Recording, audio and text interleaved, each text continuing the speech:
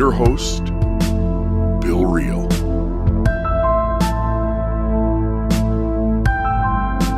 Welcome to another episode of Almost Awakened. I'm one of your hosts, Mekael. And I'm the other Bill.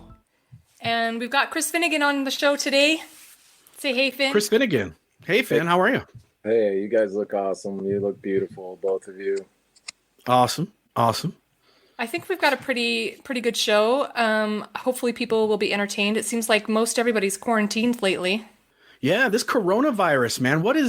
I know you don't want to talk about it, Mekael. You're in the health industry, and every day is a planning meeting for the crisis that is coming when there are 8 people to every bed, and Mekael has to help make decisions with people coming into the office to say that Ruth, the 93-year-old, has to die, and Gary, who's 28 and has it, gets to live. Well, we're not to that point yet. Okay, there's not even a single case in southern Utah yet, as far as I know. No cases in southern Utah yet, but okay. It does. I get tired of hearing about everybody ask about it, so I have to come home and drink chocolate milk. But my kids think it's chocolate milk. Yeah. Do you have people coming in all the time, every day, like saying they gotta have it? So lots of people are worried about being exposed, and lots of people are worried about their symptoms. There's a lot of misinformation about the whole virus and how you get it. Yeah, it's good we're practicing social distancing because Bill's probably got it.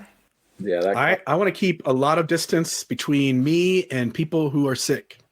I don't want to get sick. I've got COPD. My lungs already work at like 80% capacity. This thing will kill me. So we'll see what happens. The reason, for instance, just to talk for a second, the reason we're having Chris Finnegan on, you and I both know, Mekael, it's the reason we developed a love for reggae music. I never loved reggae music until I met Chris Finnegan. Nice. Right? You love reggae too, Mekael. I do now. At first, when I listened to it, I didn't love it so much, but the more I listened to it, the more I love it. And it was a Vegas ride home. I can't remember what we had gone to. I think it was Cirque du Soleil or something, Finn, that me, Kelsey, you, and Jen went to, and we rode home with you, and we listened to reggae. And just listening to the lyrics and feeling the music, it really just switched something inside. I love it.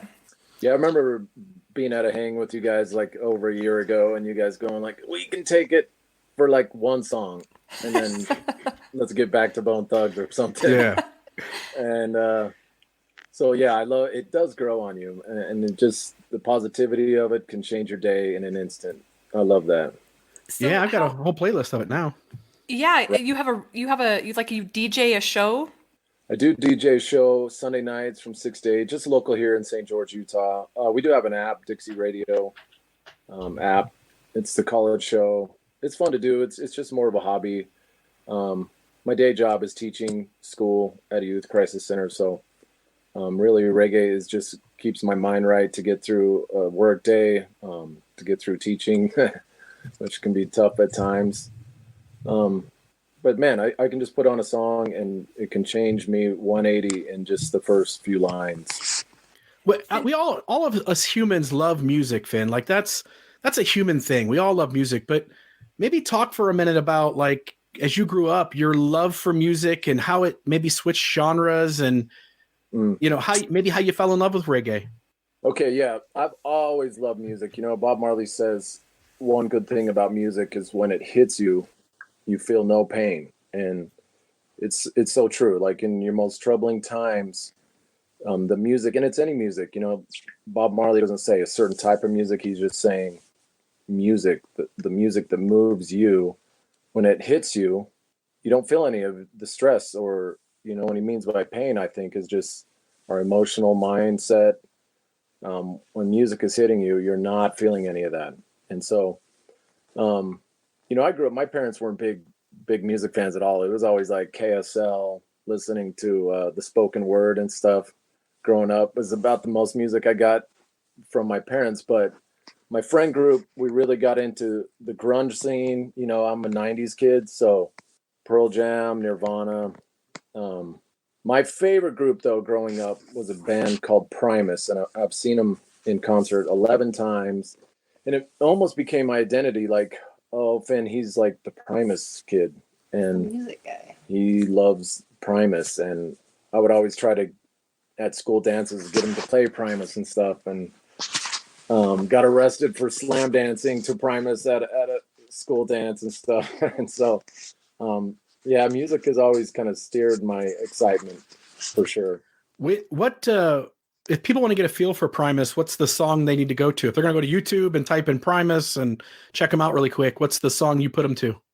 My Name is Mud is probably their number one biggest seller. Tommy the Cat, Jerry was a race car driver. Was he now? They were never a huge band, which I kind of liked. You know, they were kind of obscure and stuff. It's just a 3-man band, and so they're very talented guys. I just took my kids to them earlier. Well, not this year, just the late 2019. We went and saw them, and you know, it's just so cool to show your kids him, and my kids are digging them. So, yeah. But that's Primus. They're not reggae at all. They're more heavy stuff and just kind of silly lyrics too. So, how old were you when you got introduced to reggae, and did you love it at first? Yeah, you know what? My older brother Sean had a Bob Marley tape and a Bob Marley poster, and I now have that poster in my garage. Same poster. I stole it from him when he went on a mission. And I still have it in my garage now. That's awesome. But, yeah. So I've always loved reggae, but Sublime was really another big band that my little brother just worships, really. And so Sublime was always in my radar, but really got hardcore into reggae maybe 5 years ago. And it was mainly from a really good friend named Brent Wild. You guys have met the Wilds, Yara and Brent. And we went to a Sublime show. The lead singer of Sublime overdosed a long time ago, but they got a new lead singer, and so we went and saw them with their new lead singer, and a group called Rebelution opened up for them, and just fell in love with them. I mean, the vibe there and the crowd was amazing. So it's been about 5 years where I've just only reggae type of thing. It's awesome. I love it. I love it. You introduced me to a group called Nahko and Medicine for the People. And I don't know if they fall into the reggae genre, but I cannot get enough of them. Yeah, they definitely tour with huge reggae acts, and I can't figure them out either because I don't feel like they're reggae, but they are in that kind of genre, aren't they? I've seen them a bunch of times too, and I was just watching a Facebook Live thing. I think you saw, but it didn't really work right. Like the internet was not wanting to cooperate with it, right. But. Yeah, pretty cool. They're doing like a Sunday, Wednesday thing during this coronavirus, like live concert thing. It's pretty cool. Yeah, Nahko is rad. And just again, I think reggae plays into this, but reggae music seems to be for the almost awakened kind of person, right? Like you're on the other side of life, and reggae it talks about taking better care of the planet, talks about trying to be present and to just to be positive and to look up, and things are going to turn around. Reggae seems to be this upbeat music in the instruments they use. I'm just speaking as a fan. The instruments they use and the vocals and how they blend everything in. It's like I don't know. It's like rapping, but on your happiest day ever. Yeah. Let me just say, I'm a huge fan of the Almost Awaken podcast. I just cannot wait until your guys' episodes come out. The topics you guys cover, both of your vulnerability is insane. Like to be in front of people saying the things you guys say about your personal lives is inspiring to me. Love your guys' podcast. And a lot of times I'll listen to your podcast and be like, gosh, that just goes perfect with Iya Terra lyrics or, you know, Nahko lyrics, Rebelution lyrics, Fortunate Youth lyrics. I mean, a lot of the stuff you guys talk about just goes perfect with reggae. I'll blend them too. I'll listen to your guys' podcast and listen to reggae the rest of the day. So I really am a number one fan, not a bigger fan out there. Maybe equal to me, but not a bigger fan out there.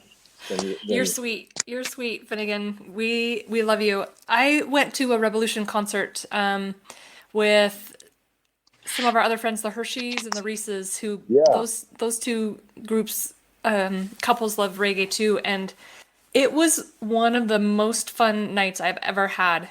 And it's such a different vibe to go to a reggae concert than to like a rock concert or whatever. I've been to a couple of other concerts in my lifetime, and the vibe, it's like it was so loving, and people were just like there were tons of people, but nobody minded being next to each other, and there was a lot of smiling and hugging and laughing and just connection, and I loved it. Yeah, the climate of right now, being 6 feet away from each other, is just opposite. It's I mean, killing me. my last, yeah, it's killing me too. My last Rebelution show, me and this Native American guy just, he could tell I knew the lyrics, and I could tell he knew the lyrics, and we just put our arms around each other, like side to side hug, and just sang for like 3 songs together. It was just incredible. And that was down in Vegas, Mandalay Bay, there in the beach resort. Pretty cool venue to watch live music. I wanted to ask a music question, and when I think about music, when I focus on the lyrics normally, and I think reggae is different, by the way. When I focus on the lyrics of most songs, the lyrics are meant to send you into the past and into the future. And if I focus on lyrics, I'm very much thinking about what's behind me or what is potentially in front of me. And when you listen to music, the music behind the lyrics, or in front of the lyrics for that matter, the music seems to draw you to be present. And I don't want to ask a question about reggae. I just want to note that reggae music seems to be one of those exceptions where almost every song calls you to just be present and enjoy the moment. Yeah. And I don't think all music does that. I think most music points you to the past and future with their words. Maybe talk for a moment. Like, are there certain songs that bring you back really well to being present? And what does it mean to you to be present? And then are there other songs that maybe send you into the past or send you into the future? And what are some of your thoughts on like how music operates in that way, where it really does intertwine both like our ego, which is past and future, with kind of our healthiest self, which is just doing what we can in the moment, right here, right now. Your thoughts on how music kind of does that on both ends? Yeah. I mean, on this side of life, Bill, I try to meditate, man. I try. I've got like a restless leg syndrome thing or something going on when I try to meditate. We've even been to meditation classes and try to figure it out. We've had like all the apps and stuff like that. But I found like the best meditations I've ever had is just laying down with my lady, which is Jen, and we put on some reggae. So yeah. The group I'm really into right now, their name is Iya Terra. It stands for higher ground. But Iya Terra, they just had a new album come out maybe 4 months ago. And when it came out, me and Jen would just turn the lights off. We would put on a new song and listen to the lyrics, hold each other's hand. At the end of the song, pause it and just kind of go through what we feel during that song, what that song made us feel, what emotions came up, what presence it put us in, and you're right, it does put you in the now. It does make you feel love for your life at the present moment. And so I'm grateful for meditation, but really reggae music also brings me into a good meditation. I love it. Mekael, you've tried to do some of that meditation with reggae, right? Yeah, I told you, I think I texted you earlier last week or maybe this week. I for some reason, Nahko has been really calling to me. And so just listening to his lyrics, you sent me a song that Nahko did. It's fairly new, called Twisted. Just about, like, we're all human, we're all making mistakes, we're all doing the best that we can, and about forgiving yourself and loving yourself. Yeah. And listening to music, especially reggae, has become my new meditation. And I really like what Bill pointed to, that it helps bring me back to the present moment and remind me of the things that I should be grateful for and the things that are going well in my life, rather than focusing on the past and the mistakes that I've made and worrying about the future. And so, music, it's fascinating to me. I've always been curious about song lyrics, and so I always try to make it a point to see what the words are, because I think there's such an energy behind not only the words but the music that is being played, and I'm intrigued by the things that I put into my mind, and I want to make sure that I'm putting good things in there, and reggae is one that I never have to worry about, that it's not ever going to send me a negative message. Yeah. In the right headspace, man, reggae is Reggae is almost magical. I love, and I hope if you listen, we've got 6 people watching and about 2,500 people will listen to this afterward on just the audio. If you haven't tried reggae music, I think maybe the 3 of us ought to put a little playlist together for the listeners. Maybe each of us pick kind of our 3 favorite songs in reggae music. And if there's overlap, so be it. Then that just says it's a song that all 3 of us love. And we'll put a playlist with the show notes of this episode. And my suggestion is on a night, go meditate or maybe have an adult beverage and just sit down and just relax and enjoy some of the music. Like you guys point to, the lyrics are positive.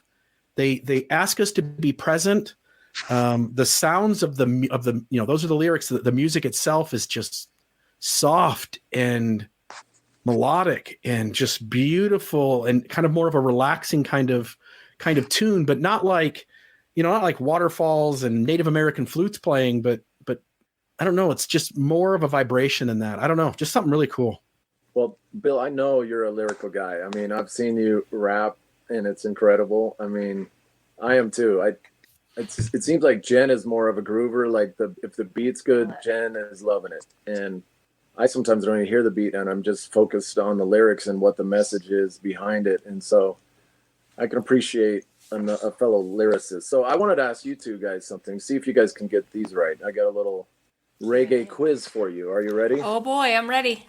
Let's see if you know these. So if you like lyrics, you'll hear some of these words in reggae. And to know what lyrics you're listening to, you got to know some of these meanings, okay? Babylon. When reggae artists talk about Babylon, Jen's fixing this swing in the background. That's the love swing, right? Well, yeah. That's where the magic happens. That's Maggie's play swing, right? She's 9. Look at everybody. For everybody watching right now, the 2 of you watching at the moment, that is the sex swing right there. That's it's actually her yoga swing, right? Right. It's for exercise. You buy them on various kinds, right? Mm-hmm. Okay. Babylon. Yeah. What is meant by that, Finn? Yeah, when they say Babylon in lyrics, what do you think they're meaning? Any ideas? Any guesses? There's the which group is it? Sings up Chant Up Zion, right? Chant Up Zion. No more chanting up Babylon. Yeah. To me, Babylon is being lost in the world and getting caught up that you're just so worried about what happened and what's going to happen that you're just missing out on life, and you're not being kind to people. You're not taking time to pause and just be your best self in this very moment. I think Babylon represents all of the negative headspaces we go to that we don't need to be in. Yeah. That's my 2 cents. I agree. And I think for me, it's about social constructs and systems. Yeah. I love that, Mekael. Yeah. Corrupt government systems, corrupt systems. A lot of times it will be referred to as police departments and stuff. Mm-hmm. But yeah, Babylon is just the opposite of Zion, right? And there's the hamster's wheel, right? Like in these systems, we just keep them going, and the individual doesn't matter. It's just the system that matters. It's the system is set up to perpetuate itself even at the expense of our individuality. And I think all of us get caught in the hamster's wheel of just getting up in the morning. We get dressed, take a shower, then dress. I don't dress first and then take a shower, and then go to work. And I work my 8, 9, 10 hours, and then I go home, and then I sit on the couch for a couple hours, watch TV, and now I go to bed and I get up and do it again. I think Babylon is also just wasting one day after the other in expectation of some future thing instead of just taking back your individuality. Yeah, taking back your individuality and being here right now. Yeah. I love this. Hopefully that's what's kind of happening right now with this social distancing. We're having a chance to take a step back. It's super interesting because there's a lot of scuttle at work. There's a lot of conversation around this social distancing, and it's been really fascinating to see how people have responded or are responding to it. And some people are terrified of it, terrified to have their kids home and have to manage, kids that they normally get to send to school, and terrified of having to spend time with their spouse and not being able to go out. And so far, we're early on in this quarantine stage. So far, there's nobody else I'd rather be with than my kids and Kelsey. Mm-hmm. to be able to have this extra time to slow down and connect with them and really like not only get to know them but allow them to get to know me and play and have fun. Yesterday, my daughter Rebecca, well, I did this move, like I did that to my kids. Like a And dance move? What is that? I don't know. It's my pretend gangster move. Oh, And yeah. my daughter Rebecca was like, "Mom, you're so white." So of course we have to play Weird Al Yankovic, I'm So White and Nerdy. And Yeah, that's funny. she records me doing my lame white ass dancing and thought it was hysterical. But it's moments like that that I normally wouldn't get otherwise. And so I think this social distancing can create a real opportunity to connect or drive people further apart. And I hope that people choose to connect. Yeah. Yeah, I mean, we got a good, us three, don't we? We got loving families, loving people in our lives. I almost worry for people that don't, it's like, Right. oh crap, I gotta go home to a husband that hates me or a wife that hates me or that I hate Right. something. So, man, we are like, I don't know about you guys. I'm just making love every day. I just come home and make peace and make love, lay it down, huh, bro? Oh yeah. Listen to some reggae, get the Yeah. juju vibes on. I love it. I heard about Amanda the other night. Yeah, she's handling this social distancing really well. He's handling it all right. Wang, wang, wang. I wanted to ask you. Wait, I still have more. Oh, more words. Let's do Go it. for it. Go for it. Word number 2. Yeah. Okay, you guys should get this. Irie. What does it mean when someone says I'm Irie? Give me some context. Like say Okay. it in a lyric. I don't have anything to complain about. My life is Irie. Like so good. Yeah, it's just slang for great. It's just when you're feeling good, everything is all right. So you'll hear that in some lyrics. Everything is all right. Yeah, yeah. Do you know what I love, Yeah. Finnegan? What? Too is there are women reggae artists, which I didn't realize until I started listening to reggae. Yeah. And they're good. Yeah. They are good. Oh, Jen's in the background there. Yeah. Yeah. Natalie Rise. Irie. Diary is awesome. It's a bummer. Reggae Rise Up just got canceled I in know. Vegas, and we were all gonna go, weren't we? And such a bummer. Natalie Rise was gonna be there. I was like really excited for you and Kelsey to see her. I mean, she has such strength on stage. She's probably 5 foot tall, but man, she just takes up the whole stage. Yeah, dang it. It's postponed. We'll see them when they come. Yeah, I feel like everything's gonna get postponed till October. And it's like, man, we're gonna have to take all of October off of work and Catch up. yeah, and go to all the concerts that got postponed. Yeah, this thing's for the long haul. I can imagine 3 months from now, I don't know that we're any less socially distanced in 90 more days. I think it's only going to get crazier. Word number 3. The ire thing you said is just kind of feeling great or being in a great space. Irie. I'm Irie. Irie. Okay. Earth Strong. What do you think about Earth that? strong. Earth Strong. Happy Earth Strong. Earth Strong Day. I don't know, like grounded? I don't know. It's your birthday. It's somebody's birthday. Earth Strong Earth Day. strong. Yep. Okay, Mekael, you might get this. Fire Bun. I know this because there's a song that I love that says that it's, I don't know, when I listen to that song, it's like just Do that workout to it. What's that workout? make them bun. Yeah. It's like just get after it and be you and Fire Who else can you be? is basically Right? Like be you. Who else can you be? yeah. it's Fire burn the past you. right. Strongly denounce the past you. Burn it down. Fire burn. But it's spelled Fiyah. Fire. I don't know. Bun. BUN.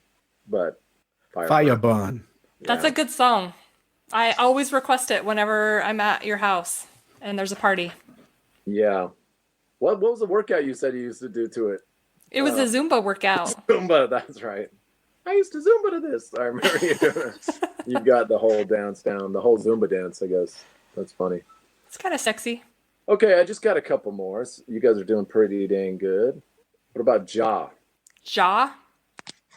I need context. Yeah, it's used to represent God, but not God in the way that most religionists think of it. It's more like being one with the universe, and if we look for it, the universe sends us so much good, and the universe has its own intelligence, and I don't mean it's conscious necessarily, but there's an intelligence to evolution. There's an intelligence to the universe, and that intelligence has gotten us this far. Like, trust in it. Like Jaw's the beginning. It's the breath, the spirit of life breathed into all of us. But it's not Bible God. It's something more universal than that. I feel that. Yeah. Jaw. But just tell me I'm wrong, Finn. Just tell me the right answer. I actually like your answer better. Well, I need context. What's the right answer? Jaw Give me is short- context. Jaw is short for Jehovah. Okay. So it is Bible God. I'm done. I'm out. See you guys later. Come back. When you move away, Bill, you kind of like parts of you disappear. Yeah. I'm like the invisible man. I'm semi-transparent. I can disappear like this if I want to. So you'll hear Jaw a lot in lyrics, but I like to frame it more like you were saying, Bill. But there is a religious aspect to all this. It's, to be Rasta or Rastafarian, there is a religion to this, and it points to a lot of biblical things. So believe it or not, a lot of this is some biblical stuff. Okay. And you said Rastafarian, not Pastafarian, right? Those are two different religions. Right. We would be more Pastafarians, us three. Except there is no pasta at the store. Let me grab my colander. Right. Yeah. No, there's not. There's nothing at the store. Listen, I live in an area where people preach preparedness and being ready, and then these guys all hoard everything. I go to Walmart, and there's nothing. Like, all the food aisles are empty. Toilet paper is gone. You have to get there at 7 a.m. or forget it. No, I had a patient who's over 60 this morning, and several of the grocery stores are limiting hours or only allowing senior citizens to shop at certain hours to try and be protective of them. And I had a patient that was over 65 this morning that said that they went to the store this morning and there were over 300 people waiting to get in that are senior citizen. Holy cow. It's insane. Okay. Dude, and really they should be at home, like, Right? man. And grocery stores are going to be open through this whole thing. It's not like we're all running into the woods and we're going to hunt elk for the next 40 years and live off the land. But grocery stores are going to be open. You can get your toilet paper whenever. And diarrhea, by the way, is not even one of the symptoms of the novel corona COVID-19 virus. Right. You're not going to be shitting your pants, guys. Stop buying toilet paper like crazy. Well, me and my wife have a strict poop at work policy over here. Like, we Saves- both have jobs still. So it's like, if you got to go, just hold it, get to work. You might as well get paid to go Right? and use their toilet paper. Yeah, we haven't bought any toilet paper yet. So I guess Crosby's saying he's got enough for all of us. So it looks Thank pretty God. good. Okay, you want another one? Let's do it. Throw it. Iron Bird. Iron Bird? Yeah, what would an iron bird be? Give me Airplane? some context. Like, give me a word. Give me a Bill sentence. nailed it. Bill nailed it. It still amazes me that the iron bird can fly in the sky so easily. You ever look at an airplane flying and go like, how the hell does that 2-ton sack of metal shit just stay up in the air? And I understand lift. I mean, here, I'll do something real quick. So if I blow over the top of this, hold on. Bill's mouth half disappears. Look at that. That's called lift. I blew over the top of it. The air travels faster over the top, so the bottom has to catch up, and it causes lift. The paper lifts up in the air, but that still doesn't make sense in my brain. When you have an airplane, which is just a missile of fuel with 2 wings and a bunch of people inside, and the thing weighs so much and it just stays up in the air. It is still amazing. Yeah, especially when you're elevated, like emotionally, seeing that. It is a head scratcher how that's happening. Okay, Empress. You'll hear this sometimes. Yeah, we're looking at one right there, Mekael. Empress is like your lady, your woman, your, I guess, Kelsey or Amanda, Jen. Your queen. Your queen, your empress, right? Hey, back to metal bird. Back to the iron bird. Yeah. You ever sit in an airplane and like look out the window and go, I really should just like die right now. Like, it should die. Like, this thing should drop out of the sky and my life should end. Like there's no reason I should be up in the air inside this metal tube. No, I try not to think about that because it causes me a lot of anxiety. Yeah. You two have problems with flying? We just flew to New Orleans, Mekael, right? Did you freak out flying? No, okay, I did. And I can't go into all of the details on a public podcast, but I can share them with you when we're face to face. I thought when Bill was gonna say like, "Hey, going back to Iron Bird," I thought he was gonna make a penis reference. I was like, "Oh, Iron Bird." It's like an iron bird. What was the next one there, Finnegan? Okay, ball, BALL, head. Ball head. Yeah, call somebody a ball head. someone that's just not thinking or using their brain." Okay, great guess. Bill, you want to take a stab at ball head? Ball head. Obviously, I'm not listening to enough reggae music to get the reference. I don't know. Stands for bald head, also known as someone that's not Rasta, someone without dreadlocks. Someone that's white? Someone that's probably white, yeah. Someone that's just not getting down with the vibe of reggae. Interesting. A bald head. If you have dreadlocks, you know what's up. If you have a bald head, you don't. I just watched a video of a girl taking out her dreads. She'd had them for 3 years. I mean, don't you have to shave them off? No, she and her mom like spent days unwinding them and combing them out, and yeah, it was crazy. That's a lot of upkeep there at the end. Mm-hmm. Wow. You ever think about having dreadlocks, Bill? Not with this high hairline, I don't. Can you imagine with a thin set of hair? You just put one of those Rasta caps on. Yeah, my hair is too thin. I'm probably to the point where if I don't know. I think I just would shave my head. I mean, I know Finn, like you do the shave head thing. It's easy. I'd like to save on shampoo, so I'm not gonna do dreads. What about you, Mekael? Dreadlock that thing? No. Do you think dreadlocks are cute on people? It depends on who it is. I think they're sexy on women. Yeah, Natalie. I think a chick with a couple tattoos and some dreadlocks and a nose piercing, like right nose here. piercing. Yeah, you find that hot too, Finn? Yeah. Are you into people crying like I am? Yeah, no, but I don't judge you for your crying. Okay, good. This is a no judgment zone. This is no judgment free zone right here. It's not a freak free zone. It's a judgment free zone. No, there's a lot of freak. If you're almost awakened, you know your freaky side, and so do others. Yeah. I'm discovering I'm more freaky than I thought I was. Like Anyway, you're not normal. Or do something freaky, huh? Back to reggae. Okay. I only got one left. Okay. Okay. But this one I like the most. It's called I and I. You'll hear that a lot in lyrics. I and I. Just the letter I and I. I and I plant the corn. I and I go to the store. Like maybe you're responsible for yourself and however you work your shit out is up to you. I don't know. What does it mean? It's kind of a reggae way of saying we. And it's like a one love. It's like saying us together, I and I. It's you, it's Ja, it's your significant other, it's your friends, I and I doing it together. I like that. It's just reminds me of the interconnectedness. Hey, Finn, we went to Mesquite, I don't know, a while ago. And before we went, we stopped at your house and we listened to some music, and it was a band I had never heard before, but they were killing it. I loved them. Who was that? That was Ray Floyd Project. That's my buddy Brent. He's the lead singer. So you've met Brent, but you really haven't listened to his tunes.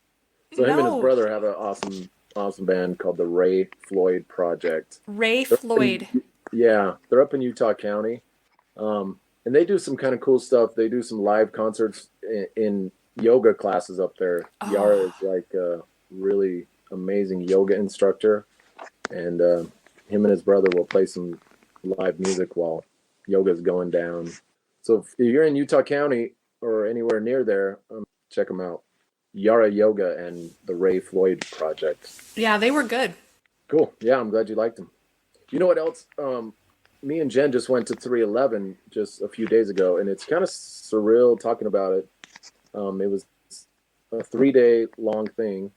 It was in Las Vegas, and it was like Wednesday, Thursday, Friday. Okay, so the Corona thing is just kicking up on Wednesday, and by Friday, like everything is shut down, and so it was kind of weird being there. Well, I went to all 3 nights, and you know, you're in there with 20,000 people, and nobody really wants to touch each other by Friday night. And concerts is all about just like, especially 311. 311's kind of reggae rock, where they're a lot heavier than most reggae, but they do have, I mean, they're old school reggae up there with Sublime, keeping reggae going throughout the 90s. And so it was amazing, though. Their fans were so cool. A lot of reggae fans are just amazing.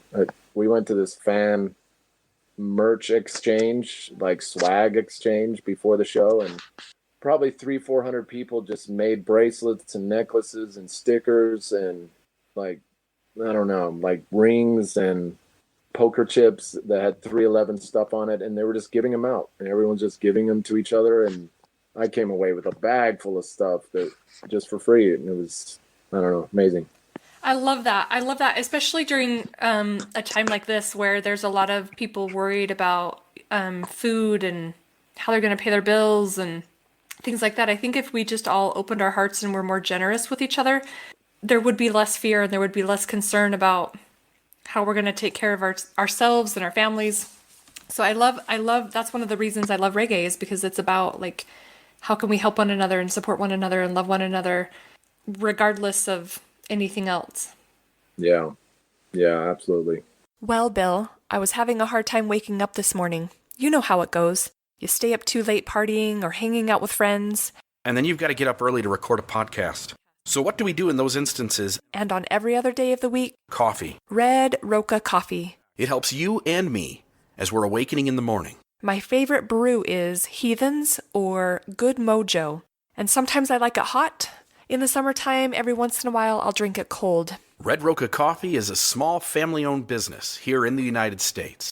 If you need a cup of joe to help you awaken, give Red Roca Coffee a try. We're sure you'll like it. We're sure you'll like it. That's Red Roca, ROCA coffee.com. When you place your order, put in the code AWAKE. AWAKE. You'll get a 10% discount, and you'll get free shipping on orders over $30. Check out Red Roca Coffee today. Again, Red Roca Coffee. For those times when you need help awakening. I want to ask you a question about deconstructing systems for a minute, Finn. You know, the 3 of us all came from the same religious system. Okay. It was an unhealthy, high demand, fundamentalist religion, and all of us, you know, in this on the first half of life, Richard Rohr, I always point to that. Richard Rohr talks about these 2 halves of life. In the first half of life, we all have this certainty. We're all so sure that we got lucky and we were born into the system, the right one, God's kingdom on earth. And then as we start to wake up, as we become almost awakened, we start deconstructing systems, both religious systems, family systems, societal systems, you know, what it means to be a member of the United States, you know, a citizen of the US, and what it means to be just a global citizen, a human being in the world, and then respecting the planet more and respecting animal life. And I just want to get your 2 cents on, like, deconstructing a system. What, like, your thoughts on what it meant for you personally to take it all apart. And I don't know, I just think people on this, listen to this podcast, they're trying to make sense of what this deconstruction process looks like for each person. I'm just curious what your deconstruction process looked like, and maybe just share maybe a couple thoughts on what it meant to take it all apart and put it back together again. Man, you kind of cut out there. I'm not hearing you anymore for some reason. Okay, can you hear me now? Can you hear me? I can hear you great. Dang, I'm not hearing either one of you guys. Did your something become unplugged, or let's try something? Here, can you hear me now? Oh, he's gone. No. Can you? Let's try now. Can you hear me? Can you hear us? Yeah, I can't hear you. I don't know. Should I jump out and jump back in? In the meantime, Bill, I listened to that podcast that you sent to me about the liturgists and the deconstruction process, and I really liked the analogy. I can't remember the name of the gal that was talking, but she said she grew up differently than the other host, and that her parents taught her that changing your belief system was a normal part of just growing up, and that she viewed her deconstruction process, and she didn't even use the term deconstruction, but she viewed the process as like adding on an addition to her home rather than tearing things down and like remodeling the kitchen. And I really liked that. I wish that I had grown up in a system that would allow me to have the understanding that as you grow, it's normal to have your beliefs change. Yeah, the world would be a better place if all human beings were taught at some point that deconstructing their system and challenging it, taking it apart, examining all the pieces, discarding the things that are unhealthy, holding on to the pieces that work, being allowed to change the literalness of stories. Like, we'd all be better off if our systems, religious and societal, encouraged us to do that, right? Yeah. Kelsey And they don't. They don't. Kelsey and I have been talking a ton about labels and why we have them and are they necessary. And I think that over the last couple of months, we've moved away from trying to label ourselves and label other things and just being open to allowing things to be. So anyway, I'll let Finn answer the question about, you asked him about deconstructing. Yeah, I was just saying, Finn, like, well, we've got you here. I wanted to at least spend, 5 or 10 minutes talking about deconstructing systems. And you're a human being. You're almost awakened, more so than I think me. You've taken a system that you had certainty in. You were absolutely sure it was the kingdom of God on earth. And you deconstructed it, took it apart, examined the pieces. And here you are on this side of life. Just your thoughts on deconstructing, your thoughts on feeling the like what 80% of the population don't deconstruct their systems. What prompted Chris Finnegan to deconstruct his system, and what did that look like for you? One thing I know is that I don't know, and that's the label stuff Mekael's talking about. I love that. As soon as I start thinking I'm one way, I can talk my way out of it. Like during this time, people are like, "Oh, Finn, you're an extrovert, and this next 2 weeks is going to really suck," which I agree with. I am an extrovert, but then I'm like, that doesn't mean I'm just an extrovert.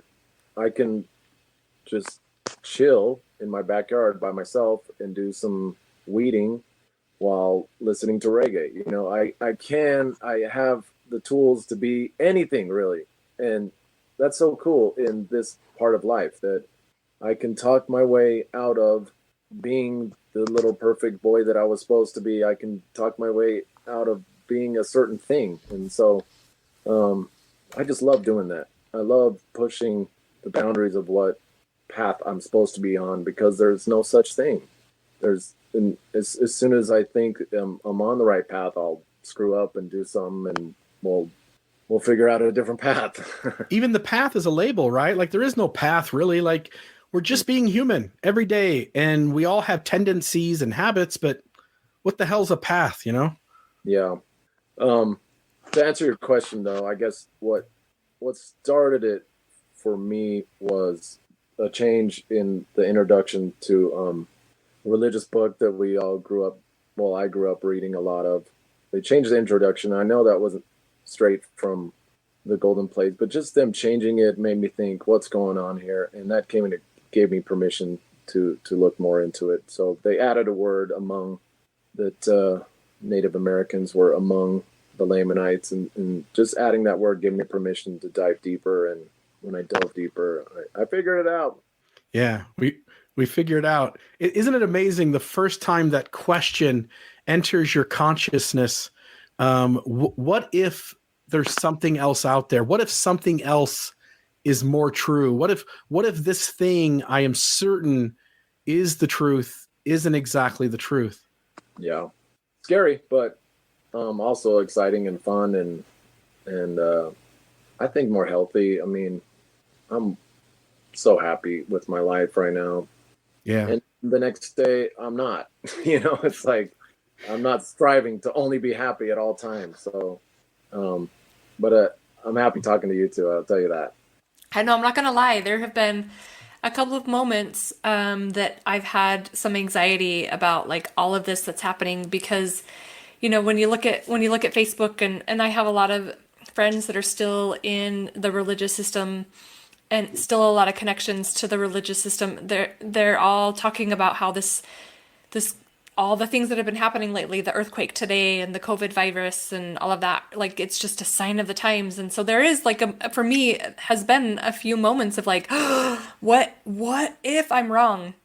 But when I look at all of the other things that make me feel happy and give me a sense of peace in my life, those temporary moments of panic are fleeting, and I'm able to just find peace in staying present and being aware of really all of the beauty that this is creating. And so it's been really interesting. I think in the past I would have been terrified of all of the recent events, in my earlier half of life. This would have scared the shit out of me.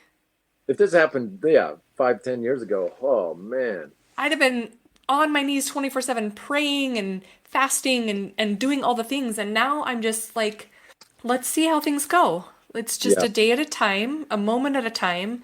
And what can I focus on right now that's going to bring me a sense of peace and make me happy? And like you said, it's beautiful and it's amazing. And I never would have thought that I could be in this place 5-10 years ago. The struggle to become comfortable with chaos is so fun. I mean, it's so much better than to think freaking everything. It's so much better and just so much more exciting than to think it's all coming to an end.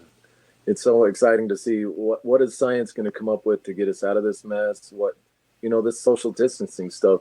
Hopefully it works, right? I mean, I guess we'll see, but hopefully that's what we've kind of come up with as a human race to squelch this thing a little bit, and hopefully it works. So it would be kind of cool if it did.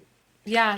Just to play it safe, I did put pig's blood on the arch of my door outside, just in case. Left the dinner plate open, huh? Today. Elijah's coming. Well, that might be smart to play it safe, bro. To play it safe, you should have gotten baptized. That would have been the safest thing to do, Bill. Or, they unbaptized me. Yeah. So I don't know. I have to ask for a lot of forgiveness to get rebaptized. I'm sure if you paid some tithing. Yeah, no, I'll keep my money. I know. Kelsey and I were talking yesterday. We were like, it really would be in the best interest of a church that claims to be concerned for the people to give back their tithing so that they could, during this time of scare, pay their rent and buy groceries and pay their bills and do the things that they need to do to continue living instead of requiring them to continue paying tithing so that it can go into their investment fund. Yeah. $1 billion. Yeah. Prob said too much. Well, it was 124 billion. I think after the last 10 days, it's probably not quite that anymore. So don't put all your eggs in one basket. I don't know. Anyway. What else? Let me ask this. Oh, go ahead. Fuck the labels, fuck the system, keep listening to reggae. What else is there? And that's it. What's that? Chant down Babylon. Yeah. Right? I will say this. Jen, I don't know if she's still hovering around in the room there, but you and Jen are like the two best human beings I know. They are. I've hung around you. You're not judgmental. You love and try to be inclusive. You try to be understanding of everyone. You try to give everybody space to be a human. Like so many of us, even on this side of being awakened, there's still judgment seeps in, and we're thinking of somebody as an outside, as them instead of us, or placing some sort of judgment. You and Jen just seem to do a beautiful job of going like, look, we're just going to love everyone. We're going to be inclusive and make space for everybody. I'd love to know, like, have you always been that way, the two of you, or is that been something that like you've grown into as well? Or, maybe talk about how you guys have lived into just being really inclusive, compassionate, kind people. Yeah, this being St. Patrick's Day yesterday, this is kind of topical. We usually, here's Jen. Hi. Oh, I love you guys. I love you too. We usually have this huge party, right? Huge, like Donald Trump. Huge. We went to the one last year, and it was like standing room only. Like, don't move. And it's grown over the years. Like we've been doing that party for I don't know 5 or 6 years, and it was 10 people and 20, and then the next year 30, and it's been closer to 100 now. But I don't know. I kind of just feel like for selfish reasons, I like doing these things. I don't know. I don't know. I like hanging out with people, and sometimes it's too big. When the party gets too big, you can't really even make any connections with anybody. But I like a couple big parties throughout the year, and then smaller ones to get to know people better. But I used to throw parties in high school and stuff, and one of my parents would go to Scotland, and we would have some pretty awesome parties back in high school and stuff. So to answer your question, it's all him. He's the one that's like all inclusive always. Nope, that's not true. We need to invite everybody. It's not true because both of you, like I've told you multiple times, you both are people that I look up to because I want to be more like you. And it's because of your genuine love and your genuine kindness and your genuine, like, you just don't care. You accept people for who they are and you love them where they're at and you make them feel like $1,000,000 every single time you're around them. It doesn't matter if they've pissed you off or if they've been rude to you or whatever. You guys, you're like gold. Oh, thank you. I would say you so much. Thank you so much. We try and put love out there, and that's what you we do. want. You do it so well. Yeah. Thank you. You're knocking it out of the park. Team effort. I hung out in Vegas for one day without Jen with a lot of 311 fans, and I was definitely not as sociable. So I get a lot of my confidence just having Jen around. How she's gorgeous and she's so smart and fun. Yeah. And so, that's where I don't know. I get a lot of my confidence when Jen's around. I just feel so much more comfortable and in social situations when Jen is around. Pull Jen out of my life and I would be a loser probably. Not true. He'd do great. He'd be great. Just like he is now. But we try. We're glad you guys are in our lives. That's for sure. Dude, It's so funny when Kelsey and I talk about how we met you because it was so random. Yeah. So weird. And I consider you an essential part of my life, and I'm so grateful that our paths crossed, and I continue to learn from both of you every time I interact with you, and I'm just so impressed with the amount of love and respect you have, not only for each other but for other people. Yeah, thanks. We feel the same about you guys. What? I'm always fucking it up, and it's okay. No, you're I'm not. learning. No, you're not. Yeah, we've definitely got, we say this all the time, the best friends in the world. I swear we're so lucky to have the many great people that we have in our lives. I know. I think of all the people that we've come in contact, not only from our connection with Bill and Chris and Dawn, but from you guys too. Like, it seems like when we met you, we had a whole group of people that enveloped us and have loved us. And so I'm just so grateful for everyone that you've introduced into our lives. I love all of them. And it's fun to go through life with people who are willing to be vulnerable, right? Like, because I get to see you guys make mistakes, and I get to see Mekael and Kelsey make mistakes, and I get to see other friends in our group make mistakes. And I also get to see when I go like, oh, there's this weird thing inside me and I don't want to talk about it. But then somebody in the group talks about it and you're like, oh, I'm not that weird. Like, I'm just like they are. Like, we're all just human doing this thing. And we all have these weird parts and pieces.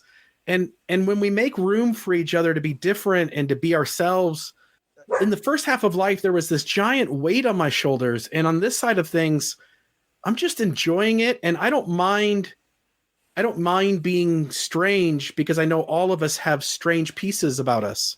Oh, and man. Isn't it just, it's fun to be vulnerable and to put yourself out there. And it's always reciprocated. It's never like, oh, you're weird. Like, I think I'm going to back away from you. It's always like, oh, you're different, but I'm different in the same but different way. And here's my difference. And it just makes it so easy with you guys just to be human. It's easy to be human. Yeah, when Mekael says, "Oh, I'm always screwing it up," it's just like, man, I just think the opposite. I just think, dude, you're just making all of us feel better by showing us you. You know, you're making us all, even if you know you do lose your cool or I lose my cool, it just gives us all permission to lose our cool together. Or, like you said, learn together. And guess what? That's a reggae lyric straight out of Iya Terra's song "Rainbow Road." Maybe we'll put that song on your little playlist, Bill. That sounds great. One, I've never seen you lose your cool, Finn. And two, you probably have some of the luckiest students in the entire world who get to connect and have you as a teacher. I can't imagine having someone as loving and as caring as you are. And I know you deal with hard kids, and so and you've been doing it for a really long time. And so I'm just super impressed by what you do and who you are. School teacher, DJ, man, you're knocking it out of the park. It's so fun to creepily watch Finn on the studio cam when he's doing his reggae show. I feel like a stalker. It's like I'm a voyeur. It's fun to do that, but that shirt say 78. That was my year. 1978. All-star. You were born in 78? September of 1978. 41 years old. Yeah. Mekael, you were born in 78 or 79? I was born in 79, the cool year. Oh. February, Aquarius. Aquarius. The best. Yeah. I'm Aquarius also. I don't know what that means, but... It means we're legit and some of the coolest people on the planet. How did the... No, go ahead. Next to our spouses. Right. How did the DJ thing come up, Finn? How did that opening become available? Jen, she's amazing. We had a big party, and a guy that runs the radio station that we didn't even know at the time, but a friend of a friend invited him. So we'll have like 50-ish people we know, and then probably another 20 people come with those 50, and so we kind of get to know some other people, and this guy that runs the radio station was one of them, and Jen was talking to him, and she's like, Chris loves reggae. He would love to come on and just do a show. And so he's like, yeah, tell him to come talk to me. So, Jen kind of talked me into it after that. And then I just went and talked to him and he hooked it up. So Sundays, 6 till 8. That's cool. How can people find the radio show so they can creepily stalk you like I do, or listen in on Sunday nights from 6 to 8 p.m. if they're not from St. George? If you're local Southern Utah, it's 91.3. But if around the world, anywhere you want, you can go on to it's just Radio Dixie app. If you search that out in any of your applications, you'll find it. I call my show the Reggae Radio Dixie, but the station is just Radio Dixie 91.3. That's their app. It's one of my faves. Thanks for the plug, though. It's fun to do. Love it. So wrapping up, what reggae song should we play, Finn? Like, what's the thing? You could do Rainbow Road. What's your favorite? What's your favorite reggae song? Would you guys play a song called Stars by Iya Terra? You got it. Give me 2 seconds. I'll play it live for the audience. Stars, Iya Terra. Love you, Finn. Let's see here. I'm kind of holding my iPad, so I can't do any of that love stuff. I got my kids trying to go to bed, so they're running around. It's going to take me just a second here. How many kids do you have at your house right now, Mekael? 5. 5. And our bedroom is right below the girls' bedroom. They share a bedroom, and so when they start running too hard, it makes our lights flicker. Yeah. Yes, there it is. Oh, it's got the lyrics too. Oh, I love it. I love it. Life is beautiful. Bill, you're on mute. And he's really pink. I am like super purple. The green screen makes my skin look like however orange Trump is. That's how pink I am. I'll probably get rid of it. I use it once in a while. I thought I'd play around with it tonight. I've never seen you so sunburned. This is where I use all the podcast money for this beautiful home behind me. That is not your house. That's my master piano. My master piano over there. Little baby grand piano? Over there. Yeah. Oh yeah. Well, my baby grand. I don't have enough money for a grand piano. Just a baby grand. Well, you said master. I was a little confused. Well, you know, I've got a baby grand in the master bedroom too. You know, where all the magic happens. We could do a podcast from my bedroom. I bet the art in there would be interesting to the audience. Maybe to some people. There's that one picture that's not my favorite with the man hands. The man hands, yeah, above the bed. Yeah. Yeah, she's got, yeah. That's exactly what it looks like. He's like, oh. Yeah. All right. Anything else? I'll play the music. I love you guys. I gotta go. Okay, almost.org.